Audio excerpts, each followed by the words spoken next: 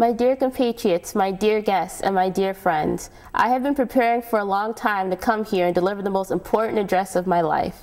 Throughout my campaign, I have been speaking of Georgia as a mighty eagle that will swoop down and reclaim Abkhazia on the field of battle. My dear compatriots, I have learned that there are other ways, better ways. Has it been so long since the battle ended?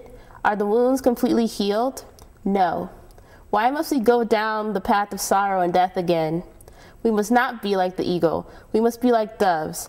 Doves are bringers of peace, while eagles are bringers of death and destruction. We imagine that when we will go to war, it will be easy. We will swoop down and break the necks of our enemies like the mighty eagle. There is no ease to war. War leads to brother killing brother, the decimation of towns, and the shift from civility into base instinctual carnality. This is war. This is Picasso's Guernica, which depicts the Italian and German bombing of the Basque city of Guernica in April of 1937. You can see a mother crying, carrying her slain child, horses trampling people, and others crying out in pain and sorrow. This is war, children fleeing for their lives, helpless against their pursuers. There's a picture of children fleeing from the bombing of their city during the Vietnam War. War has consequences. Agent Orange that the U.S. dropped on Hanoi and other Vietnamese villages scarred children with terrible physical defects. This newborn boy is suffering from the physical effects of Agent Orange, even though the Vietnam War ended 30 years ago, before he was even a thought. This is war, refugees fleeing their homes to enter foreign lands, depending on the charity of other nations. How can one feel pride when his brothers and sisters are forced out of their homes because of his militant and dogmatic patriotism? How can we call ourselves patriotic when our fellow Georgians, IDPs from Abkhazia, are living in conditions such as these?